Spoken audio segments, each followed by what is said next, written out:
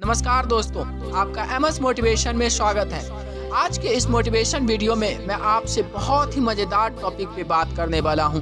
आज का टॉपिक है दोस्तों, लक्ष्य का निर्धारण कैसे करें। जी हाँ दोस्तों, हम लोग अपने लक्ष्य का सही चुनाव नहीं कर पाते हैं।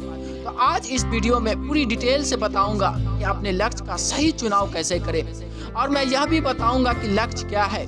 लक्ष्य के बारे में पूरी डिटेल से बताऊंगा, तो इस वीडियो को स्किप नहीं कीजिएगा, नहीं तो आप इस रहस्यमय बातें से दूर रह जाएंगे कि लक्ष्य वास्तव में है क्या और किस प्रकार की लक्ष्य का हमें चुनाव करना चाहिए।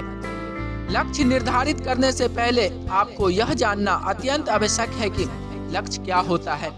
सफलता की राह में पहले से निर्धारित किया गया वह पड़ाव जहां पर थोड़े से विश्राम की गुंजाइश हो, जिसकी वजह से हम अपने लक्ष्य की तरफ बढ़ते हुए सफलता हासिल कर सके, उसे लक्ष्य कहते हैं। यहाँ पर मैं आपसे एक बात कहना चाहूँगा दोस्तों, आप अपने गुजरे हुए पूरे वक्त के बारे में ज़्यादा न सोचें, क्योंकि आप उसे चाहकर भी नहीं बदल सकते। लेकिन आज से आप अपने शेष जीवन को ध्यान में रखते हुए अपनी सूझबूझ और अवसरों का सही इस्तेमाल करें, तो आप जरूर अपने जीवन को खुशहाल बना सकते हैं दोस्तों। जिस तरह बिना विद्या के आदमी पशु के समान है, ठीक इसी तरह बिना लक्ष्य के आदमी कोल्हू के बैल के समान है। जी हाँ दोस्तों, कोल्हू के बैल को कुछ भी नहीं पता कि उसे जाना कहाँ है, रुकना कब है, पाना क्या है, उसे तो बस चलते जाना है।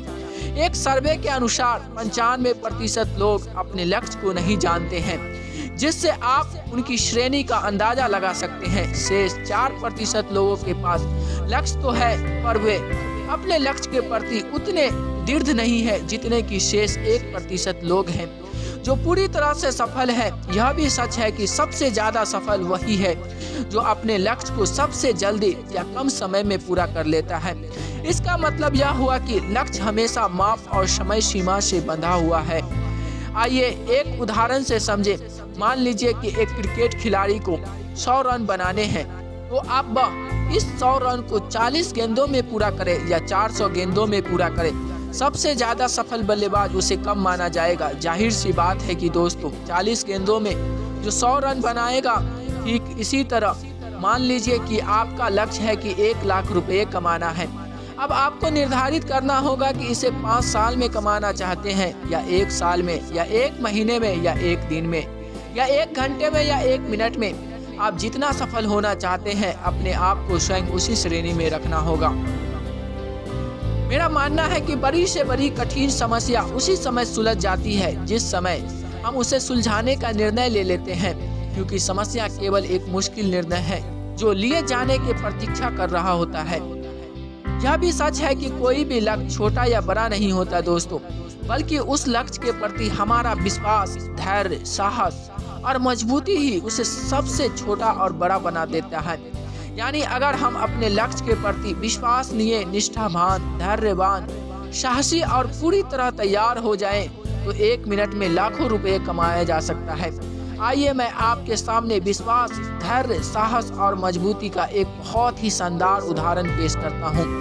एक सतगुरु ने अपने 2 शिष्यों राम और श्याम को बुलाया, उन्हें पानी से भरी हुई एक थाली दी और निर्देश दिया कि इसे दोनों हाथों से पकड़ो और पूरा बाजार घूमते हुए वापिस मेरे घर आ जाओ। परंतु ध्यान रहे, इस थाली का पानी एक बूंद भी नहीं गिरना चाहिए। आप सबसे पहले राम थाली लेकर चला। जैसे ही बाजार में प्रवेश किया, बाजार की सुंदरता देखकर उसका मन भटकने लगा। बाजार की खूबसूरत चीजें उसे अपनी तरफ आकर्षित करने लगी, और जब गुरुजी के पास वापिस आया तो उसकी थाली में एक बूंद भी पानी नहीं था।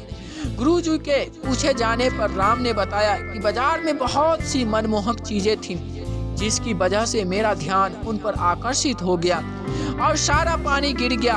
अब श्याम की बारी थी। श्याम थाली में पानी लेकर चला, लेकिन उसका ध्यान अपने गुरुजी के निर्देश और थाली पर केंद्रित था। श्याम पानी से भरी हुई थाली लेकर वापिस लौटा। इस तरह गुरुजी ने बताया कि तुम जो कुछ भी पाना चाहते हो, तुम्हारा ध्यान उस समय सिर्फ उसी चीज पर केंद्रित होना चाहिए। अगर आप ऐसा कर पाते हैं तो सफलता असंभव हो ही नहीं सकती।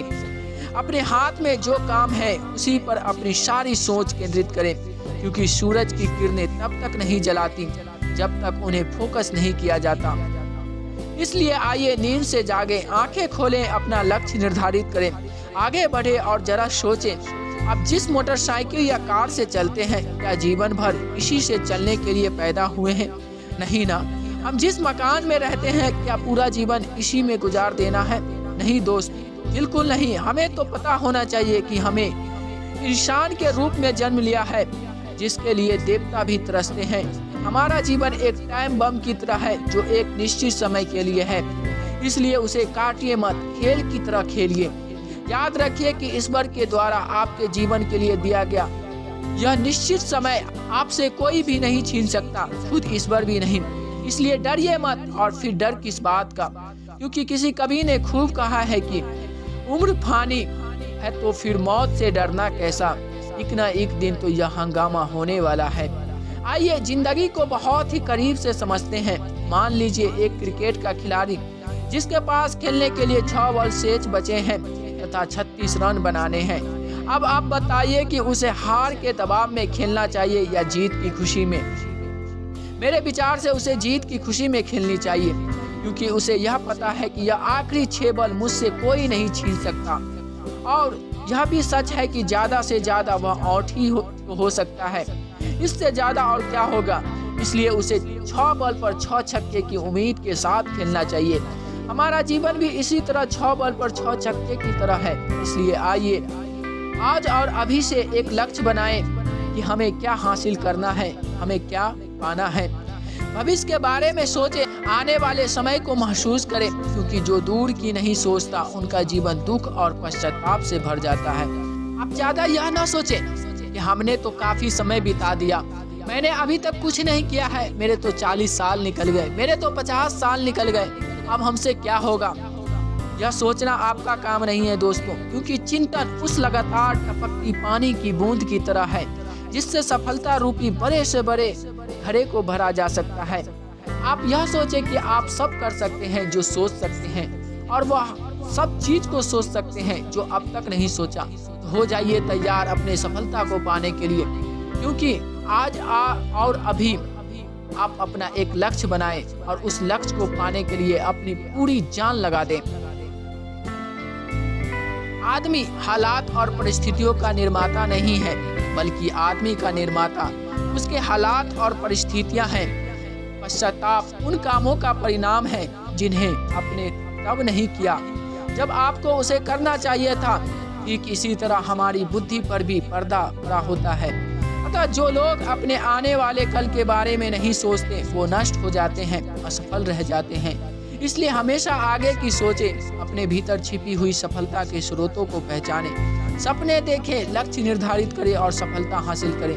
तो आज के लिए इतना ही, फिर मिलते हैं अगले वीडियो में। तब तक जय हिंद, जय भारत। इस वीडियो के बारे में अपनी राय नीचे कमेंट सेक्शन में जरूर दें, और अगर आप मेरे चैनल पर नए हैं तो मेरे चैनल को सब्सक्राइब करें और बेल आइकन को भी दबा दें, ताकि आने वाली नोटिफिकेशन आपको मिलती रहे, और अपने दोस्तों को भी जरूर शेयर करें।